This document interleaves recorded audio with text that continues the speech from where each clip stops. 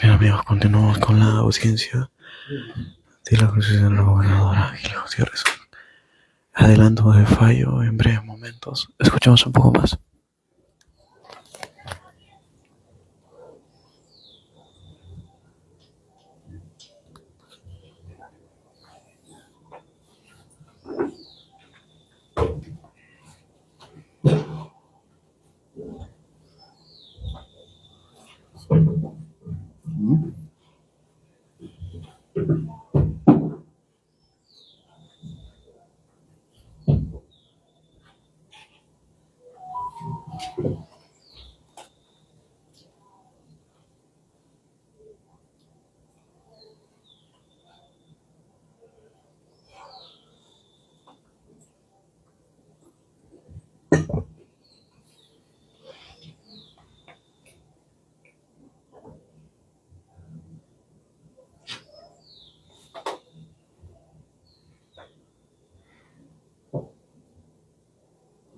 Ya, ahora sí.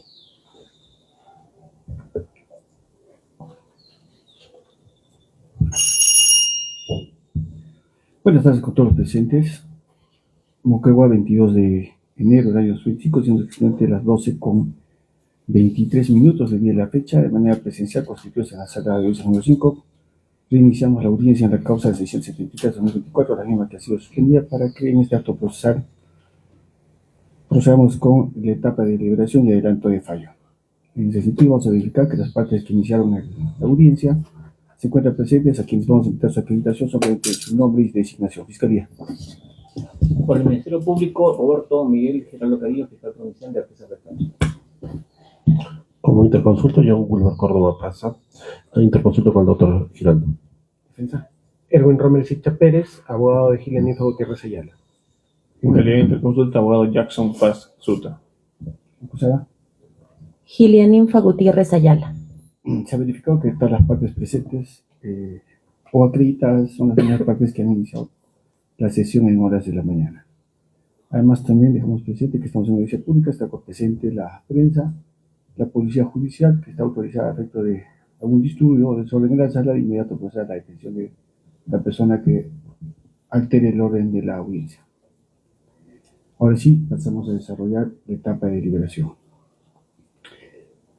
En esta etapa de deliberación, el proceso penal, de acuerdo a la norma, se rige bajo principios procesales como son los siguientes: el principio de publicidad, que así claramente garantizado, luego de 2 audiencias virtuales, además de que en las audiencias virtuales también se ha hecho la extensión en la sala de audiencia 5, la reproducción de lo que acontecía en las 2 sesiones anteriores, y el día de hoy en audiencia presencial.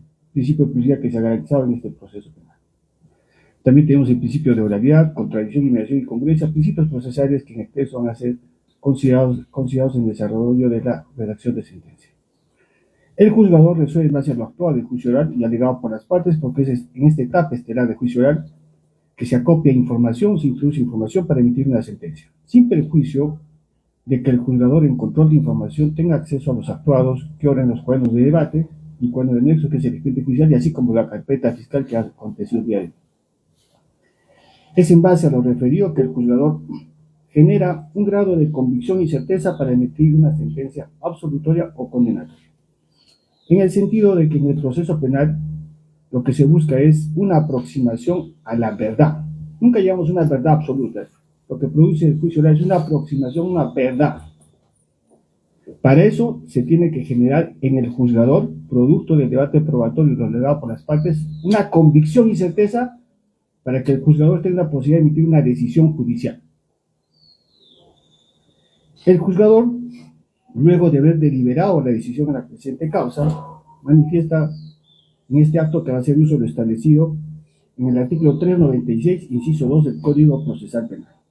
Por lo que solo voy a dar a conocer algunos fundamentos o los fundamentos más importantes en los cuales va a reposar la decisión judicial de la sentencia penal número 0007-2025, resolución número 11, fechada Moquegua, 22 de enero del 2025.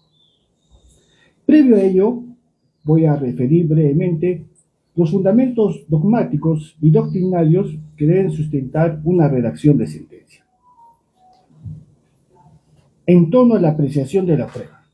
El juez es llamado a la apreciación de la prueba y debe hacerlo sobre una actividad probatoria concreta que se haya desarrollado en el plenario juicio oral, que haya acontecido en el juicio oral. Pues nadie puede ser condenado sin pruebas. Su apreciación de las pruebas, como establece la norma, debe hacerse de acuerdo a la norma, la lógica y máximas de la experiencia, además de los conocimientos científicos, es decir, a partir de la sana crítica, razonándola debidamente lo que está referido al principio de libre valoración con pleno respeto a la garantía genérica de presunción de inocencia, todo lo cual nos descarta la posibilidad de estimar ampliamente los alcances de una prueba indiciaria, que no es el caso de ambos. Asimismo, el artículo 4 del título preliminar del Código Procesal Penal, en concordancia con el artículo 61 y siguientes del mismo Código Objetivo Penal, precisa: el Ministerio Público, como titular del ejercicio público de la acción penal, tiene el deber de la carga de la prueba. Actúa en el proceso penal con independencia de criterio y debe adecuar sus actos a un criterio objetivo, rigiéndose únicamente por la Constitución y la ley. En tal sentido, es quien prefija los hechos, es decir, quien señala los hechos, fundamento fáctico, así como el título de imputación, fundamento jurídico, y tiene el deber de la carga de la prueba, fundamento probatorio, como así se lo señala el artículo 336, numeral 2, literal B, y el artículo 349, numeral 1 y 2 del Código Objetivo Penal antes referido. En lo procesal, ¿qué nos dice en lo procesal la doctrina, la norma? Debe tenerse en cuenta que la acusación fiscal viene a ser la piedra angular, o sea, es la base fundamental sobre la cual se constituye un juicio oral, a partir del cual se determina responsabilidad penal o no se determina responsabilidad penal. Es decir, la acusación fiscal es la base fundamental de lo que ha acontecido en este juicio oral. Es por eso que debe cumplir requisitos que establece la norma. Y uno de sus requisitos es, pues, que se detallen las circunstancias precedentes, concomitantes y posteriores. Si fueran varios hechos, el detalle de cada uno de ellos. Ahora bien, en lo sustantivo, ¿qué nos dice en lo sustantivo el Código Penal? Señala que la responsabilidad penal precisa en su artículo 7 de su título preliminar que la pena requiere la responsabilidad penal del autor. La responsabilidad penal del autor. Queda proscrita toda forma de responsabilidad objetiva. Y en cuanto a la comisión del hecho delictivo, señala en su artículo 9 que el momento de la comisión de un delito es aquel en el cual el autor, partícipe, coautor u otro ha actuado u omitido la obligación de actuar, independientemente del momento en que el resultado se produzca. Instituciones jurídico-penales que deben interpretarse de la mano de lo que significa la imputación necesaria. Entiendo esto, que esto es de conocimiento tanto del Ministerio Público como de la defensa del acusado, porque son aspectos normativos propios de la práctica penal y del derecho penal. Asimismo, se debe tener en consideración principios constitucionales que señalan la presunción de inocencia y el principio de indubio pro reo, los cuales el Ministerio Público en juicio oral deberá quebrantarlos o demostrarlos a través de un juicio oral público oral contradictorio conforme ha desarrollado en este plenario juicio oral. En el presente plenario juicio oral, conforme se tiene de la acusación fiscal, ha sido materia de debate de juicio oral lo siguiente, texto que se extrae de la acusación fiscal. La acusada Gilia Ninfa Gutiérrez Ayala se inscribió en la lista de candidatos para el gobierno de Moquegua ante el Jurado Nacional de Elecciones Regionales y Municipales 2022 como candidata a gobernadora regional por la organización política Partido Democrático Somos Perú, y en fecha 12 de junio del 2022, fecha que debe tenerse en consideración para argumentación de sentencia, realizó dolosamente una falsa declaración en procedimiento administrativo, al haber declarado, texto de la acusación fiscal, al haber declarado, está en su acusación fiscal, en su imputación concreta y en sus circunstancias concomitantes, es haber declarado. No obstante, Fiscalía, en sus alegatos de apertura, en el minuto 25 y el día de hoy, nos ha indicado que la acusada habría presentado la hoja de vida una declaración falsa. Por un lado, nos dice en su acusación haber declarado, y en juicio oral nos dice haber presentado. Haber declarado. Por favor, el público presente, policía judicial, por favor. En su formato único de declaración jurada de hoja de vida, candidata a rubro 8, declaración jurada de ingresos de bienes y rentas. Ítem, bienes inmuebles del declarante y sociedades gananciales, no tengo. Sin embargo, del oficio 1053-2023, remitido por la Superintendencia Nacional de Registros Públicos UNAR, se advierte que la acusada tiene 5 inmuebles registrados a su nombre. Predio rural ubicado, rural Valle Omate, sector Chayaguyo, predio rural ubicado rural Valle Omate, sector Chayaguyo. Bueno, son las 5 partidas registrales que ha hecho mención el Ministerio Público. Quebrantando de esta forma la acusada en dicho procedimiento el principio de transparencia y veracidad de la información que debe contener dicha declaración. Fiscalía, como titular de la acción penal por mandato constitucional, ha calificado estos hechos que han sido materia de debate como el delito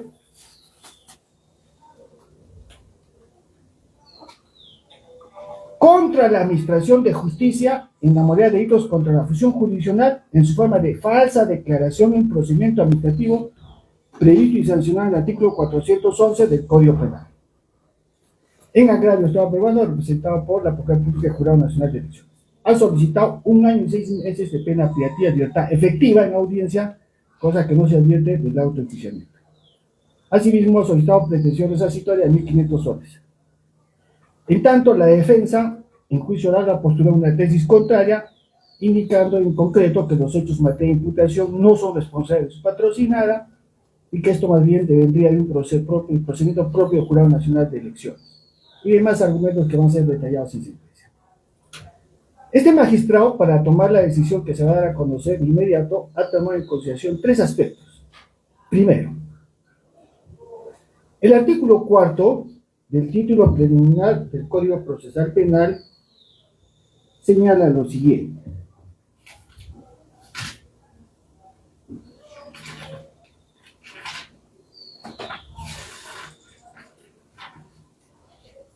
Inciso 2. El Ministerio Público está obligado a actuar con objetividad, indagando los hechos constitutivos del delito, los que determinen y acrediten la responsabilidad o inocencia del imputado. Es decir, que la norma procesal penal le indica al Ministerio Público que ante el conocimiento de un hecho delictivo o noticia criminal debe actuar con objetividad, indagando los hechos constitutivos de un delito o de la inocencia. En el caso de autos, conforme se advierte en la carpeta fiscal y también conforme lo ha precisado el representante del Ministerio Público en sus alegatos de apertura, se tiene información relevante. Que el presente caso se ha iniciado a través de una denuncia de parte, tal como se advierte de la acta fiscal de programación de vigencia inmediata y urgente realizada por el fiscal que está presente en juicio oral, en el cual toma conocimiento de una recepción de una denuncia verbal realizada ante el área de investigación criminal al INCRI por parte de Patricia Maldonado Sotomayor. Esta persona denuncia a la señora Jessica Elisa Clavijo, que es la directora nacional de fiscalización, que ha venido a juicio. Denuncia a los fiscalizadores. Nótese a quién denuncia. Denuncia a los fiscalizadores. Y el fiscalizador que ha tenido a bien revisar la hoja de vida de la acusada ha venido a juicio. Ahorita nos vamos a expresar. Y también denuncia a los que resultan responsables. Y asimismo lo denuncia el procurador Ronald Angulo Zabaleta, procurador del Jurado Nacional de Elecciones. Esta acta fiscal de probación de diligencias inmediatas está a razón de la denuncia verbal, reitero, interpuesta por la ciudadana Patricia Maldonado Sotomayor. Es decir, la noticia criminal que dio inicio a este juicio oral en ningún momento fue en contra de la acusada. Tanto es así que el Ministerio Público, conforme se ora la carpeta fiscal, archiva el caso en contra de los denunciados. Archiva Fiscalía el caso en contra de los denunciados. La denunciante interpone su recurso de apelación y el fiscal superior indica fundada la apelación de la denunciante y se amplía denuncia recién contra la acusada el día de hoy presente. A raíz del pronunciamiento dictado por el fiscal superior, Fiscalía, el mismo fiscal del caso judicial, inicia investigación contra la acusada. La convoca a principio de oportunidad y al no resultar la audiencia de principio de acusación, de principio de oportunidad, hace una acusación directa. Los operadores de justicia, entiendo bien, o debo tener convicción de que el Ministerio Público conoce pues esta institución de la acusación directa, como también lo que es un juicio inmediato. Pero al ser puesta en evidencia, estamos en una audiencia pública, está transmitiendo la prensa, la acusación directa se presenta cuando el caso, el Ministerio Público lo tiene cerrado. O sea, no tiene otro acto de investigación que realizar. Es por eso que presenta pues la acusación directa. Esta acusación directa, de acuerdo a la doctrina, se presenta para delitos, en muchos casos, delitos de bagatela. ¿Qué son los delitos de bagatela? Por ejemplo, un delito de conducción en estado de ebriedad. ¿Será prueba suficiente, pues, que la persona que conducía en estado de ebriedad, en su dosaje etílico, salga, pues, positivo? No hay más que investigar. En el presente caso, estamos ante un delito de falsa declaración en procedimiento administrativo. Considera el Ministerio Público estaba facultado para presentar una acusación directa cuando en el plenario juicio oral se ha introducido información relevante que va a ser puesta a conocimiento a posteriori y que incluso no han venido testigos fundamentales de este plenario juicio oral. Sin embargo, Fiscalía nos ha presentado la acusación directa porque a consideración del Ministerio Público su caso no tenía más que investigarse. Es por eso que el juez de instrucción preparatoria, al dar el trámite, emitió la decisión que corresponda, el autoenjuiciamiento, y una vez superada esta etapa intermedia, estamos en este juicio oral. Estamos en este juicio oral. ¿Qué aconteció en el juicio oral? Fiscalía nos ha dicho que la conducta de la acusada es haber presentado su hoja de vida declarando falsamente en el ítem 8 que no tiene propiedad. Eso es lo que nos ha dicho Fiscalía.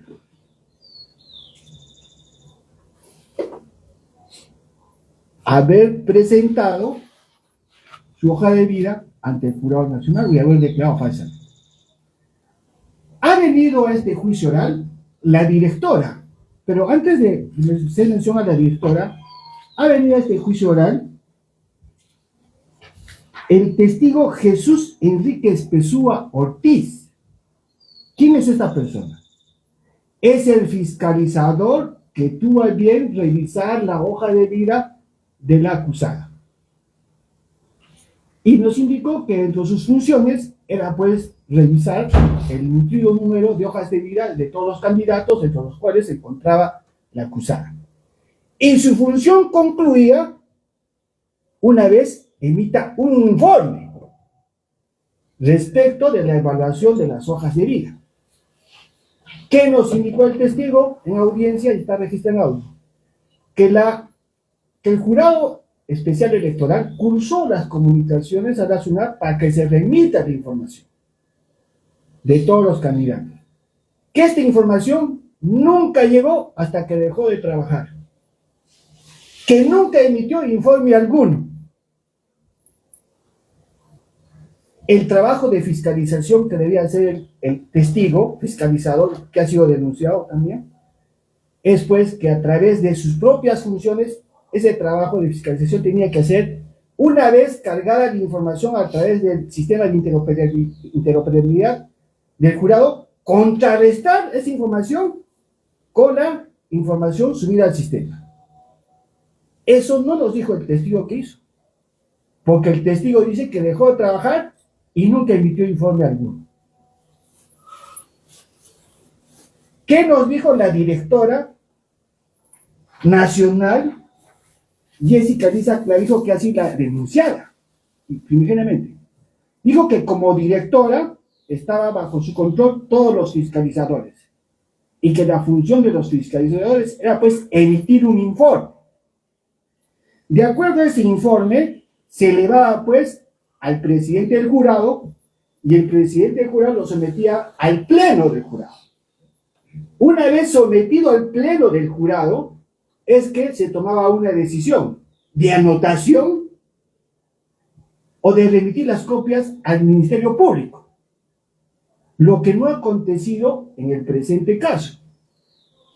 Es más, la doctrina, tratando al tratadista Alonso Peña Cabrera Freire en su Tratado de Delitos contra la Administración de Justicia, hace referencia que en estos delitos de falsa declaración en proceso administrativo debe cumplirse un control posterior para poder recién iniciar los actos de investigación o de persecución penal respecto del delito en materia de imputación, lo que no ha ocurrido en el caso de Autos. Nunca vi un informe emitido por el fiscalizador, ni fue sometido al presidente, ni a la Junta para hacer una anotación o remisión de copias al Ministerio Público. Lo único que ha existido y que nos ha indicado la testigo Jessica Elisa, recuerda que existió un informe, pero sobre una declaración de ingresos de la acusada que fue archivada. Entonces, siguiendo al tratadista, como también ocurre en los delitos de falsa declaración en juicio, no todo testigo que viene a juicio oral, al haber declarado, debe ser perseguido por la Administración de Justicia. Se requiere, como un requisito sine qua non, que ese testigo que ha declarado en juicio haya sido advertido por el juez, corroborando con la declaración de otro testigo documental, pues que el testigo declaró pues en juicio falsamente. Y debe remitirse en una sentencia la remisión de copias. Solo así se pragmatiza el delito de falsa declaración en juicio. Algo similar ocurre con la falsa declaración en procedimiento administrativo. Es decir, en el lugar o en la institución pública donde se está sometiendo un procedimiento, debe haber un control posterior, lo cual no ha ocurrido en el presente plenario, ni por el fiscalizador, ni tampoco el conocimiento de la Dirección Nacional que ha indicado la testigo Jessica Elisa Clavijo. Lo único que ha quedado en evidencia, que el Ministerio Público incluso transgiversa su acusación vulnerando el principio de congruencia, es que este plenario de juicio oral, lo que ha quedado claro y evidente, quien que tenía que llenar la hoja, el formato de la declaración donde usted emite mucho, es el personero legal.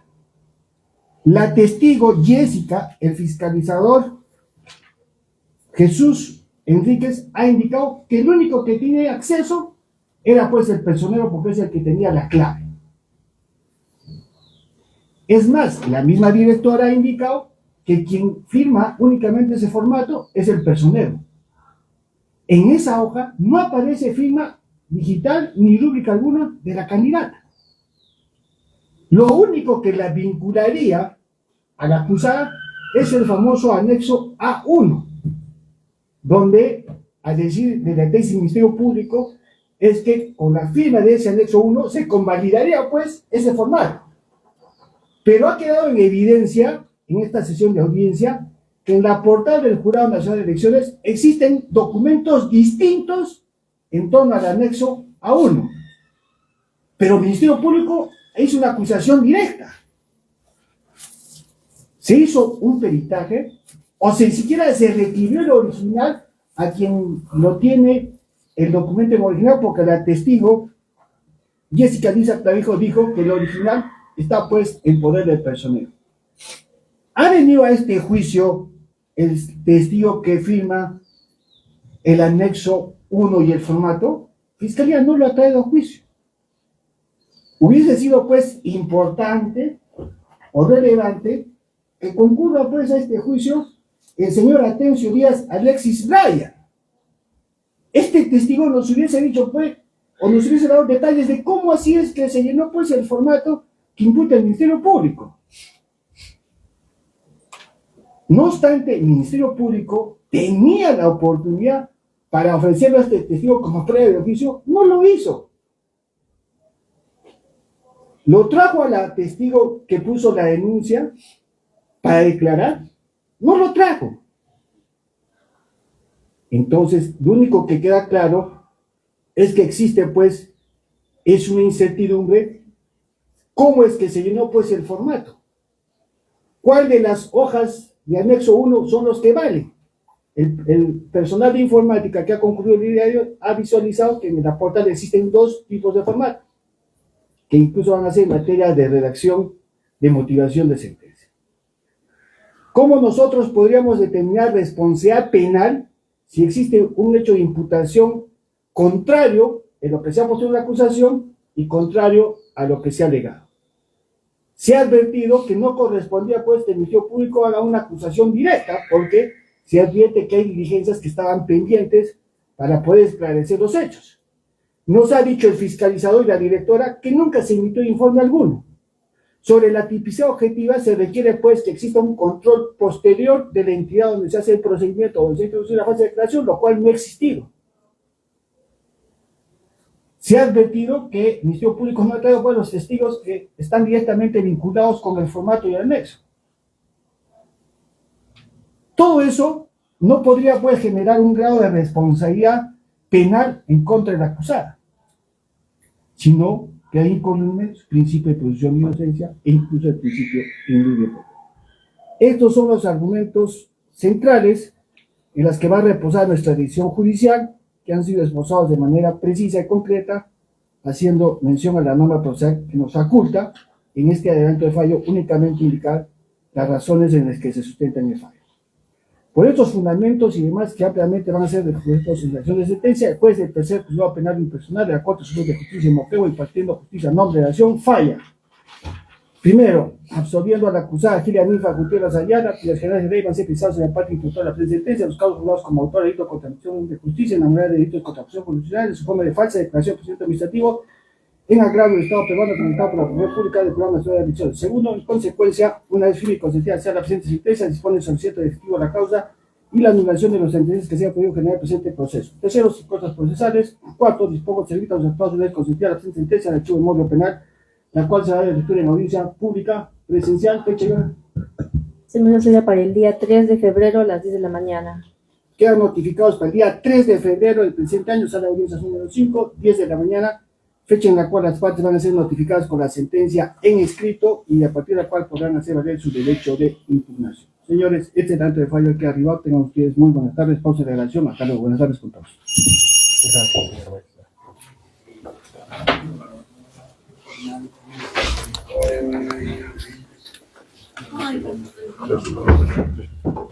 Bien, este fue el fallo dado, ¿no?, que dio el juez en estos momentos. Bueno, la siguiente citación se dará el 3 de febrero, ¿no?, a las 10 de la mañana, de igual manera, en la audiencia número 5. Entonces, bueno, unos puntos que recalcar, pero bueno, amigos de Radio Sol, nosotros volvemos con más información.